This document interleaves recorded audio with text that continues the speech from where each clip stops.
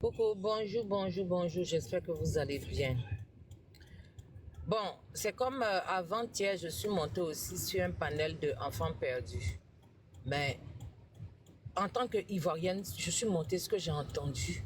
Ils m'ont même pas laissé le temps de leur dire simplement que oui, toi tu manges avec le pouvoir. Mais est-ce que dans ce pays-là, on est obligé de manger avec le pouvoir pour vivre? Il y a des Ivoiriens qui ne sont pas politiciens, il y a des Ivoiriens qui n'ont aucun parti politique.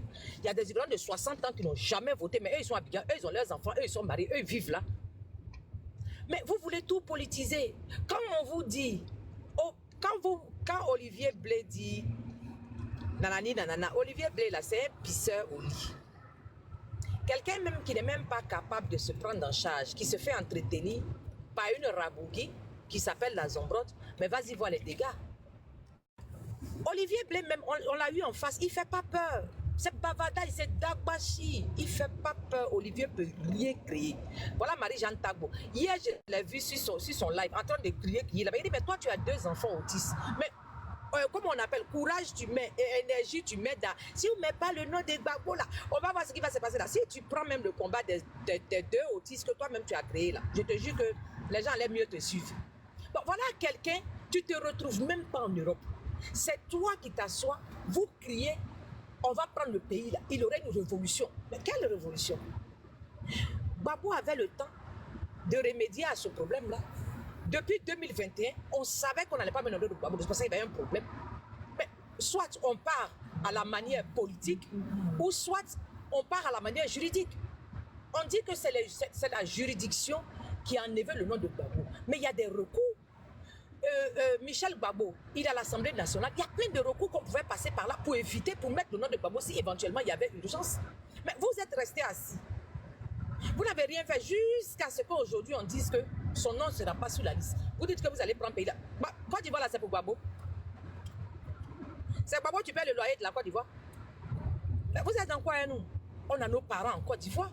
C'est vrai qu'on a eu la guerre hier, mais si on est consciencieux, si avec tout ce qui s'est passé hier, si on n'est pas capable de tirer des leçons de ça, moi je ne vois pas ce qu'on va faire encore. Je ne vois pas ce qu'on peut faire encore. Et moi j'ai toujours dit, nous sommes la nouvelle génération. Nous ne pouvons pas épouser la colère de nos grands frères ou la colère de nos pères. Non, nous sommes une nouvelle génération. Qu'est-ce que nous faisons pour éviter de vivre dans ce que nous vivons déjà? En tant que nouvelle génération, qu'est-ce que nous proposons déjà pour obliger nos pères ou nos grands frères à remédier à nos problèmes? Non, hein?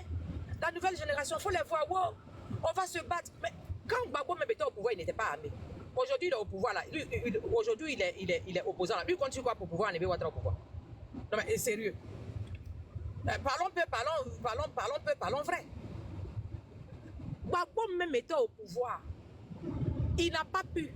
C'est aujourd'hui où il est en dehors, c'est-à-dire qu'il n'est même plus dans le pouvoir. Ça fait 14 ans aujourd'hui en dehors des affaires. Et puis Gbagbo n'a pas encore dit que lui il veut se frapper.